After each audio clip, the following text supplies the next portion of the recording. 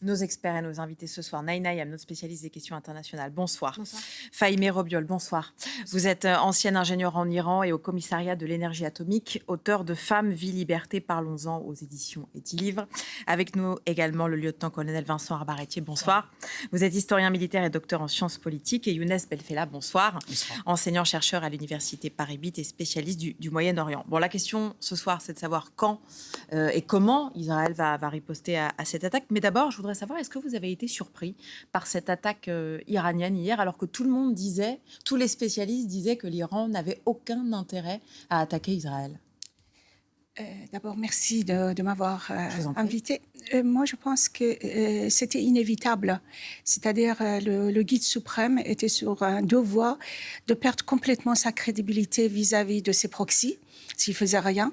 Donc, il fallait qu'il fasse quelque chose. Et puis, par ailleurs, il est sous une pression énorme au niveau intérieur. Donc, il fallait qu'il fasse un geste. Mais ça, c'est, à mon sens, c'est un suicide qu'il est en train de faire. Parce que c'est un gros geste quand même, ce qu'il a fait le guide suprême iranien, ou en tout cas la frange la plus dure du régime qui a répliqué de manière assez intense hier. Alors en fait, oui, c'était déjà surprenant au mois d'avril. Il y avait 300 projectiles, en fait, essentiellement des drones, puis quelques missiles balistiques. Mais ce qui est surprenant hier, ce sont les 200 missiles balistiques, c'est-à-dire ce sont des missiles qui vont très vite, une vitesse hypersonique pour certains d'entre eux, qui vont en stratosphère, hein, donc qu'il est impossible d'abattre avec des avions, pour dire les choses crûment. Concrètement, donc ouais. ils ne peuvent être abattus que par des missiles qui, après les avoir détectés, les traitent. Donc le fameux, c'est la fronde de David, c'est même plus... c'est même plus le dôme d'acier. Donc voilà, le problème, c'est que quoi faire après Ça, c'est toute la question qu'on va se poser. Voilà, on va en parler, mais Évidemment. je veux dire, voilà, ensuite, une fois que vous avez reçu ce nombre impressionnant de missiles, dont on ne sait pas exactement, donc on sait qu'a priori, il y a eu très peu de victimes, mais on ne connaît pas les dégâts matériels, qui sont tombés quand même sur des bases aériennes, d'après ce qu'on sait, mais Israël a dit qu'aucune base n'avait été abîmée, donc voilà. Est-ce qu'on sait si le dôme de fer peut être endommagé? Est-ce que s'il y a une nouvelle pluie de missiles, par exemple, ça pourrait Alors, le dôme de fer... entraver les capacités du dôme de fer? Il y a plusieurs systèmes de défense antiaérienne israélienne. Le dôme de fer est l'un d'entre eux. Mais lorsqu'il s'agit de traiter ce genre de missiles balistiques, c'est plutôt la fronde de David. Donc, en fait, ce sont des mots qui, en fait, désignent à la fois des capteurs, des systèmes de coordination de tir et bien sûr, les missiles. Donc, en réalité, il y a un très faible préavis pour réagir. Il ne faut pas se tromper, évidemment, à la fois de missiles et d'objectifs pour traiter. On a combien de temps pour réagir? Il faut les traiter en fait, quelques minutes, 5 minutes, vu les distances entre l'Iran et Israël. Donc, c'est très rapide. Ça veut dire aussi, je le pense, et je ne suis pas le seul à le penser, que les Américains, d'emblée, parce que les Américains ont des possibilités aussi de supervision de tout l'espace aéroterrestre. Mais d'ailleurs, est-ce que sans l'aide des Américains, est-ce que c'est une grande question. les Israéliens pourraient... Les Israéliens vous diraient non. Maintenant, ça ne peut pas faire de mal d'avoir un autre système de supervision qui vous confirme, avec des algorithmes performants, les cibles, si vous voulez. Et surtout, parmi les missiles, ceux qui peuvent être le plus dangereux, parce que les algorithmes décrivent les trajectoires jusqu'au bout. Donc, les Israéliens et les Américains sont capables de savoir à peu près quel missile est parti sur quelle trajectoire pour traiter tel objectif. Donc, par exemple, ils savaient qu'il y avait des objectifs qui étaient le poste de commandement du Mossad ou des objectifs militaires. Les Iraniens, cette fois-ci, et d'ailleurs je pense que c'était aussi le cas la fois précédente au mois d'avril, traitaient essentiellement des objectifs militaires en rétorsion du meurtre de leur chef du Hezbollah et du chef du Hamas. Je voudrais qu'on regarde la réaction du président iranien aujourd'hui. Donc l'Iran qui a attaqué Israël hier, et aujourd'hui le président iranien qui dit: l'Iran ne cherche pas la guerre contre Israël. Neil, l'Iran n'a pas intérêt à un conflit ouvert avec Israël? Non, clairement, déjà à cause de son économie qui est complètement exsangue, très affaiblie par les sanctions internationales. Aujourd'hui, un Iranien sur 3 vit sous le seuil de pauvreté. Ils sont confrontés à une très forte inflation qui atteint les 40%. Et par ailleurs, l'Iran ne sait pas question de se lancer dans une guerre ouverte avec Israël, parce qu'elle risquerait d'essuyer des pertes supérieures justement à d'éventuelles guerres. Et puis d'autre part, le régime n'arrive pas à faire taire les mouvements de contestation en interne, comme le mouvement Femmes, Vie, Liberté, ce qui est d'ailleurs confirmé par un sondage qui a été réalisé par le gouvernement lui-même, qui montre que 82% de la population iranienne est mécontente du régime. Alors certes, il y a eu l'élection du nouveau président, Massoud Pezeshkian, qui est un réformateur, qui a appelé à plusieurs reprises son souhait de normaliser ses relations avec l'Occident. Mais si vous voulez, aussi, historiquement, tous les réformateurs qui ont accédé au pouvoir étaient une illusion. Le pouvoir réel reste aux mains du guide suprême, Ali Khamenei. Merci. On va parler évidemment de la riposte possible dans quelques secondes. Mais d'abord, Younes Belfella, est-ce que, selon vous, et c'est ce que vous disiez, l'Iran a fait une erreur hier en attaquant Israël, ou est-ce qu'elle a réussi à rétablir une partie de sa force de dissuasion? Bon, je crois qu'on est déjà face à une confrontation. On glisse doucement vers une guerre. Au moins une guerre d'usure entre les deux grandes parties, c'est-à-dire Israël et l'Iran. Ça peut être sur le terrain de Liban, voire même dans un autre pays du monde arabe. Maintenant, la stratégie iranienne, oui, la décision, je crois, de faire une riposte, c'était une décision pour redorer le blason à l'Iran et à tous ses proxys. Et en même temps, il y avait une question de faire une démonstration de force. Les deux pays, Israël et l'Iran, ils ont toujours une rivalité de dissuasion entre les deux pays. Maintenant, certes, Israël impressionne au niveau militaire par sa planification, sa détermination, ça se voit. Mais le grand problème, c'est que sur le plan militaire, c'est bien, on peut gagner, mais sur le plan politique, il n'y a rien. Il n'y a vraiment rien. Il y a un vide politique actuellement dans cette région. L'objectif de l'opération israélienne, c'est de créer un corridor sécuritaire au niveau du fleuve de Litanie, et sécuriser également la frontière libano-syrienne, qui est une frontière très importante pour le Hezbollah, parce que ça fait circuler les armes, le financement, et également même les conseillers militaires iraniens qui viennent en Syrie, par la suite ils partent au Liban. Pour les Iraniens, ils étaient touchés clairement par des opérations très ciblées. Et je crois que même les opérations hier ou les cibles, c'était des cibles militaires.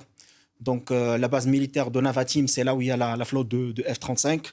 La base militaire de Tolanov, qui est une base très importante pour l'Israël. Même le Hezbollah, la semaine dernière, il a fait des attaques contre une grande entreprise israélienne de la BTD israélienne, la base industrielle de technologie de défense, qui s'appelle Rafael.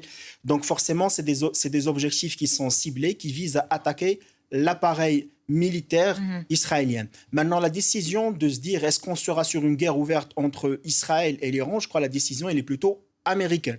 Parce que sur le plan militaire même, évidemment, en termes de fourniture, en termes de munitions militaires, Israël elle a la capacité de frapper l'Iran, mais elle n'a pas la capacité de détruire son appareil nucléaire. Les seuls dans le monde qui ont cette capacité, leur objectif, c'est les Américains. Ouais. On va voir ça. Alors justement, cette riposte, Alexandre Hébert, on vous retrouve en direct de la rédaction. À quoi pourrait ressembler la riposte israélienne ?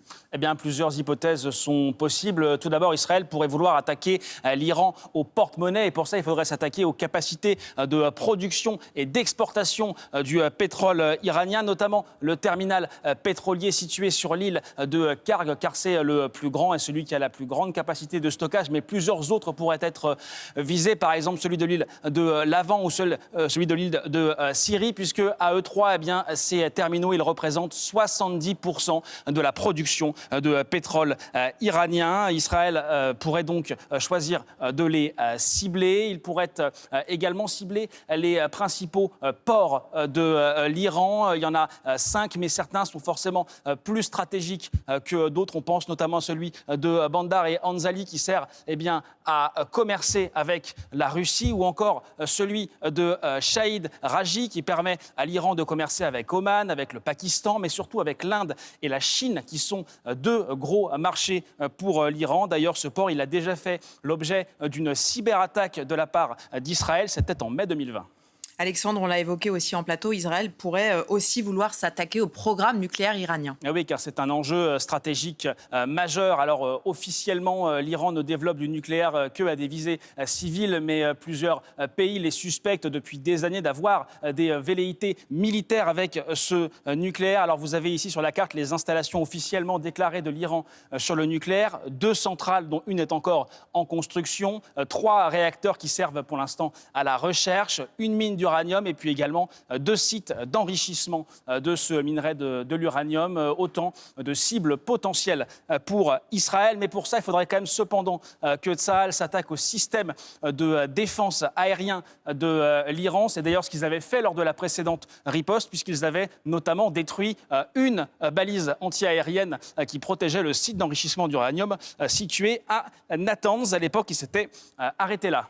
Enfin, une dernière hypothèse, celle des assassinats ciblés. Israël l'a fait récemment avec les chefs du Hamas et du Hezbollah. Et il y a quelques jours, l'Iran a annoncé qu'il avait mis en sécurité le guide suprême Khamenei, car les gardiens de la révolution craignent qu'il ne soit le prochain sur la liste. Merci Alexandre. Selon vous, quelle est la piste privilégiée ? Moi, je pense d'abord de dire que aujourd'hui, les proxys iraniens sont affaiblis, aussi bien Hamas qu'Hezbollah, et les Israéliens reviennent vers l'idée de doctrine de la pieuvre en disant on est en train de s'épuiser, s'enliser en attaquant les tentacules et qu'il faut aller et couper la tête de la pieuvre en Iran. Et puis, la chose qui est importante, comme il faut le dire, les Iraniens ne veulent pas la guerre avec les Israéliens. Et quand vous dites les Iraniens, vous parlez du régime ou vous parlez des gens ? Oui, vous parlez du peuple. Absolument.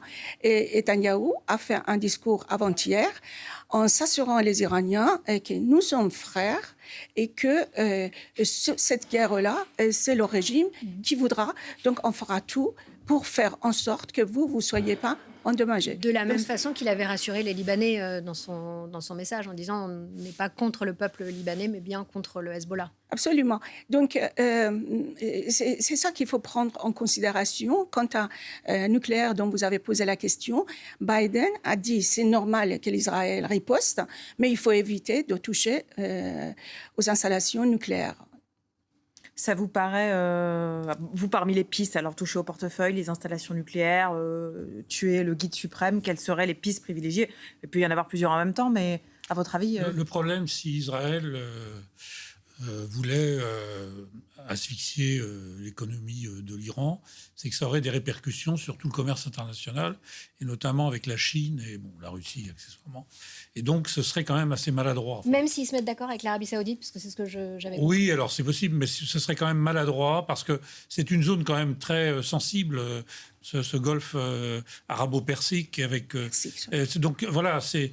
Golfe Persique. Voilà, c'est très sensible. Donc voilà, moi je pense plutôt qu'il y a une fenêtre, mais on le dit pour d'autres moments aussi, pour, pourquoi pas, encourager le peuple iranien à se débarrasser de ces tyrans. Donc moi je croirais plutôt à des éliminations ciblées, si tant est qu'ils aient la bonne information, mais il semblerait que... alors on parle toujours du Mossad, mais le Mossad s'appuie sur des sources locales, bien évidemment. Sinon, il n'aurait pas pu tuer Ismaël Haniyeh, par exemple, sans... Alors, ouais, Alexandre Hébert le disait à l'instant, la possibilité, enfin en tout cas l'option d'essayer de tuer le guide suprême Ali Khamenei est envisagée. Lui-même s'est exprimé d'ailleurs aujourd'hui, on va l'écouter. Dans notre région, la cause profonde des problèmes qui provoquent toutes ces guerres et ces conflits, ces hostilités et cette anxiété, c'est la présence de ceux qui prétendent qu'ils sont pour la paix et le calme dans la région, à savoir l'Amérique et certains pays européens. Il est censé être sous terre, se cacher dans un bunker, Ali Khamenei, à l'heure actuelle. Là, on le voit s'exprimer. Il est possible que ce ne soit pas vraiment aujourd'hui. Dans un lieu sûr, ainsi que ce qui est très important pour dire que maintenant, l'équilibre dans les guerres, d'un côté, on a idéologie et puis les guerres conventionnelles, et de l'autre côté, on a une guerre qui est plutôt technologique, qui cible la personne. Donc, son fils a arrêté ses enseignements religieux, même si c'était par Zoom. Il a tellement peur qu'il y a quelque chose qui lui arrive de ciel, de droite, de gauche, de console. Et donc, voilà. Donc, là-bas, leur crainte est quelque chose qui va arriver de façon technologique et non pas par des bombes, etc., qui ciblent ces personnes-là, comme ça a été fait pour Hamas et pour Hassan Nasrallah. On va aller aux États-Unis dans quelques secondes, mais d'abord, on l'a un peu évoqué. L'un des objectifs d'Israël et peut-être aussi des États-Unis, on va parler du rôle des États-Unis plus précisément en allant à Washington, ce serait de faire tomber vraiment le régime des mollahs. C'est possible ? Ce serait une opportunité stratégique extraordinaire parce que on a ce que j'appelle toujours les empires centraux. Il y en a qui appellent ça l'axe du mal. Voilà, entre la Russie, ce sont des empires avec des États totalitaires, hein, et l'Iran fait partie.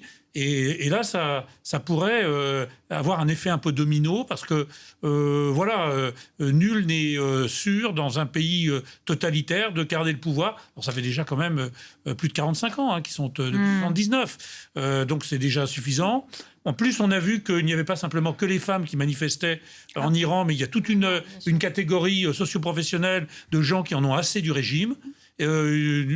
Et voilà, donc on a trop souvent l'idée que tous les Iraniens ont été fanatisés par les gardiens de la Révolution. Et ça. En fait, en réalité, le peuple iranien, quand même 80 millions d'habitants, c'est autre chose que les gardiens de la Révolution avec les milices al-Quds. Je voudrais qu'on s'intéresse maintenant donc au rôle des États-Unis dans cette réplique, dans la préparation de cette réplique.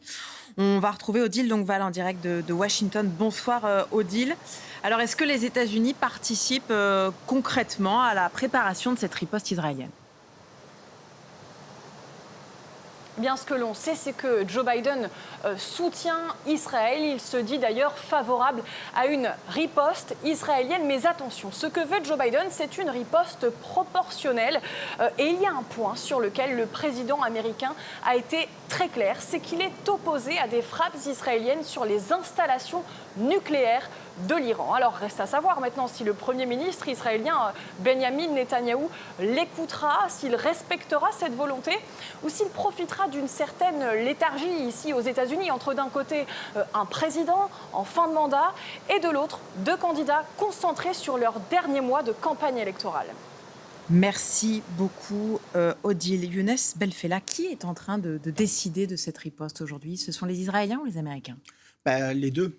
Au moins, il y a une coopération américaine, surtout en termes de renseignement. Le succès militaire actuellement d'Israël, c'est grâce à un grand travail de renseignement, sans parler bien évidemment des livraisons militaires qui sont toujours données par les Américains. Par contre, j'aimerais bien souligner un point qui est très important suite à la discussion qu'on a fait pour parler de la stratégie de l'Iran. Le seul pays qui était informé hier des attaques de l'Iran, c'est la Russie. D'une manière officielle, c'est-à-dire le ministre des Affaires étrangères de l'Iran, il a appelé le ministre des Affaires étrangères de la Russie pour lui dire qu'on va faire l'attaque. C'est les États-Unis qui ont lancé l'alerte. Une alerte, mais qui est une alerte de renseignement américain, bien évidemment. Après, je parle en termes officiels, c'était un appel téléphonique. Et pourquoi, du coup, ils ont fait ça ? Ça montre clairement que l'Iran, elle dispose certainement des proxys, mais elle repose également sur des alliances stratégiques très importantes avec la Russie et la Chine. Militairement et économiquement, l'Iran, elle est très dépendante de la Russie et de la Chine. Et donc, c'est pour cette raison qu'on doit faire attention en termes d'analyse pour se dire qu'une chute du régime iranien, ça peut également impliquer la Russie et la Chine, surtout que l'Iran est impliquée indirectement dans la guerre en Ukraine, avec des soutiens qu'elle donne à la Russie. Un deuxième point, c'est que oui, Netanyahou, ils adressent des messages, des messages de paix. Voilà, malheureusement, mais c'est pas des messages de paix. On est sur une guerre informationnelle quand il parle avec le peuple iranien et quand il parle avec le peuple libanais, il le frappe chaque jour parce que malheureusement, il y a des civils qui sont morts chaque jour. Oui, il y a des cibles militaires, mais en même temps, il y a des civils. Mais je crois qu'il y a un feu vert qui est donné d'une manière officieuse à M. Netanyahou par les Américains, par les États du Golfe également qui le soutiennent, pour se débarrasser du Hezbollah. La question, elle est très claire, c'est que après le Hezbollah, au Liban, qu'est-ce qui va se passer ? Il y a un vide politique. aucune force politique actuellement n'a les moyens pour gérer, pour mais là, gouverner le on parle, pays. pardon, pas du Hezbollah, mais d'une réplique en Iran même. C'est ça le sens de ma question. C'est ce que vous disiez. Là, c'est le scénario catastrophe. Il y a les C'est-à-dire que tentacules là, toute et la région, tête. elle va basculer vers une guerre, et on peut par la suite parler dans ce plateau d'une 3e guerre mondiale. Parce que là, effectivement... Donc si les Américains et Israël répliquent en Iran, vous considérez que c'est le début d'une 3e guerre mondiale? Ça sera une réplique mesurée. Et je crois que même les Russes et les Chinois seront informés par ça. Parce que ni les Américains, ni les Iraniens ont intérêt à faire déclencher une guerre. Au contraire, En fait, on voit qu'il y a même on un entend rapprochement. tous les jours que personne n'a intérêt à déclencher une guerre, mais tout le monde attaque. Vous savez Tout le monde pourquoi? attaque. C'est que, Mais- en fait, malheureusement, c'est qu'on n'est pas au 19e siècle, c'est-à-dire on n'annonce pas la guerre comme ça, directement on dit on est en guerre, on glisse Oui, doucement. il n'y a plus de vers- déclaration formelle de vers guerre, la guerre. effectivement. Et malheureusement, comparé à toutes les guerres qu'on a vues auparavant, surtout les guerres du XXe siècle, c'est qu'il n'y a pas des acteurs rationaux. Là, il n'y a aucune rationalité. Et il n'y a pas de politique, il n'y a aucun effort diplomatique qui est fait pour chercher des cessez-le-feu, pour assurer de la population. Je vous parle du Liban, c'est un pays en crise, pire que la crise même du peuple iranien.